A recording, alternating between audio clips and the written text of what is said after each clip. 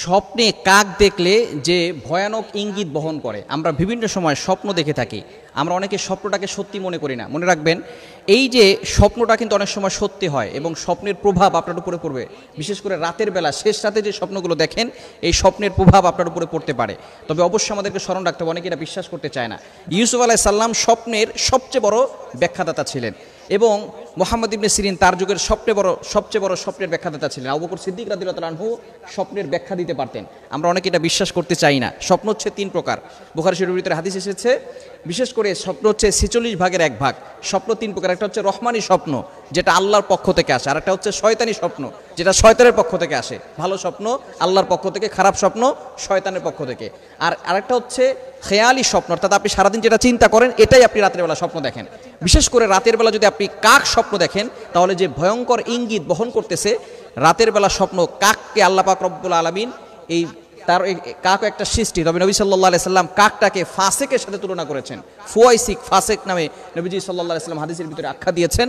যদি কোনো ব্যক্তি কাক স্বপ্ন দেখে, তার ভিতরে কয়েকটি ব্যাখ্যা হতে পারে। 1 নম্বর, কেউ কাক স্বপ্ন দেখলে সে মিথ্যাবাদীদের সাথে সাক্ষাৎ করবে, পাপাচার ফাসেক ব্যক্তির সাথে সাক্ষাৎ করবে এবং তার দ্বারাও পাপ হয়ে যেতে পারে, এই সম্ভাবনা থাকে। এই জন্য অবশ্যই কাক যদি আপনি স্বপ্ন দেখেন, এই স্বপ্নের কথা কাউকে বলবেন না এবং অবশ্যই আপনি আপনার ঘুম থেকে ওঠার পর আউযুবিল্লাহি মিনাশ শাইতানির রাজিম পড়বেন, বাম দিকে 3 বার থুতু নিক্ষেপ করবেন, বিপরীত দিক হয়ে ঘুমিয়ে যাবেন। দ্বিতীয় নাম্বার, কোনো ব্যক্তি যদি স্বপ্ন এরকম দেখে যে সে কাককে মেরে ফেলেছে অথবা কাককে গুলি করে হত্যা করেছে, তাহলে এর ব্যাখ্যা হচ্ছে যে তার অসম্পূর্ণ কাজ আল্লাহ পাক রব্বুল আলামিন সম্পূর্ণ করবেন। অনেক সময় আপনার অসম্পূর্ণ কাজ সম্পূর্ণ হচ্ছে না, এমন কাজ সম্পূর্ণ হয়ে যাবে।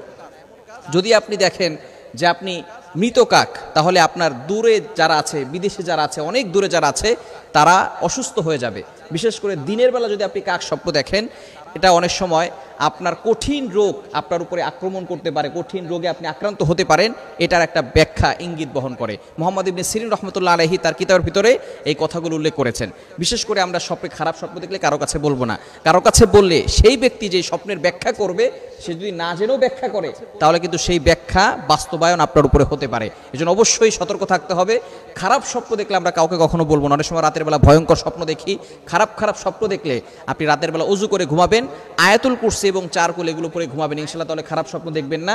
এবং বিশেষ করে খারাপ স্বপ্ন দেখেও থাকলে আপনি ঘুম থেকে ওঠার পরেই যে আমলের কথাগুলো বললাম, আপনি প্রথমে আউযুবিল্লাহি মিনাশ শাইতানির রাজিম পড়বেন, এরপরে আপনি বাম দিকে 3 বার থুতু নিক্ষেপ করবেন, এরপরে আপনি অবশ্যই যে কাজটা করবেন, এই স্বপ্নের কথা কাউকে বলবেন না।